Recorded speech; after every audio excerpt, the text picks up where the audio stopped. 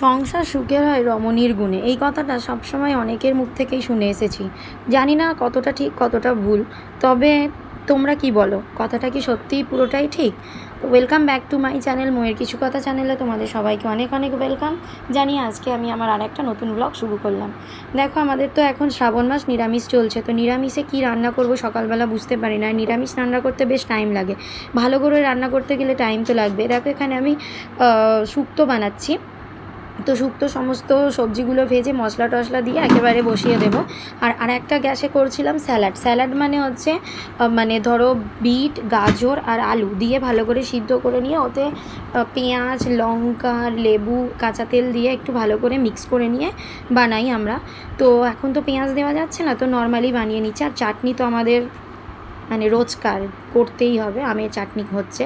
তো এদিকে আমি রান্না করছি, রান্না করতে করতে আমি তোমাদেরকে এই কথাটাই বলছিলাম যে সংসার সুখের হয় রমণীর গুণে। এই কথাটা আমরা আমি আমি বলবো না, আমরা সবাই শুনে এসেছি খুব ছোটোবেলা থেকেই, সবসময়ই শুনি যে মানে মেয়েরা নাকি সংসার ছাড়া, মেয়েরা নাকি না গোছালে সংসার গোছানো হয় না, আর মেয়েরাই নাকি সব কিছু।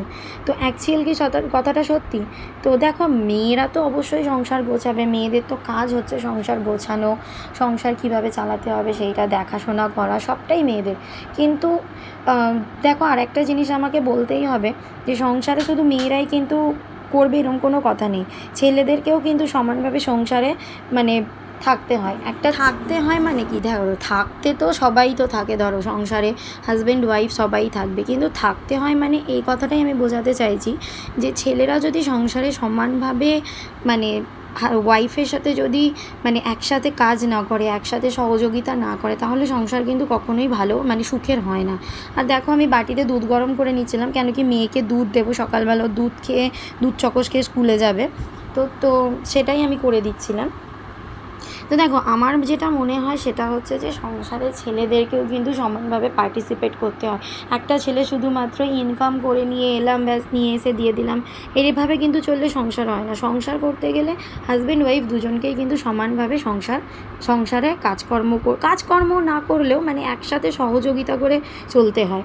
দেখো, আমি মানে বাড়ির কাজ করার সাথে সাথেও স্কুলেও যেহেতু জব করি, স্কুলে এসেছি, স্কুলে মোটামুটি ক্লাস হয়ে যাওয়ার পর আমাদের একটা মানে কলিকের বার্থডে ছিল। তো কিছুদিন আগে বার্থডেটা চলে গেছে, তো আমরা ওকে গিফট দিয়েছিলাম বলে আমাদেরকে ট্রিট দিয়েছে। তো ট্রিট দেওয়ার জন্য এই যে সমস্ত খাবার দাবার অর্ডার করা হয়েছিল, স্কুলেই নিয়ে আসা হয়েছে। প্রথমে বলা হচ্ছিলো কি আমরা কোনো রেস্টুরেন্টে যাব, গিয়ে খাবো, বাট যেহেতু আমার নিরামিষ চলছে আমি যেতে পারবো না। আর একটা আমাদের মানে সিনিয়র টিচার আছেন, উনি মানে ননভেজ খানই না, ভেজই খান। তো সেই কারণে আমরা আর রেস্টুরেন্টে গেলাম না, আমরা খাবার অর্ডার করে নিলাম। এই যে যাকে দেখাচ্ছি ইনি হচ্ছেন, এনারই বার্থডে গেছে। তো খাবারে অর্ডার করা হয়েছিল পরোটা, শাহি পনির, মটর পনির, বিরিয়ানি আর চাউমিন, এই কটা জিনিস অর্ডার করা হয়েছিল। তো বলা হয়েছিল কি সমস্ত রকম জিনিসই একটু একটু করে অর্ডার করি, সবাই অল্প অল্প করে টেস্ট করবো, এইরকমই বলা হয়েছিল। তো মোটামুটি আমরা 8 জন ছিলাম। তো 8 জনের এখানে প্লেট সাজানো হয়েছে।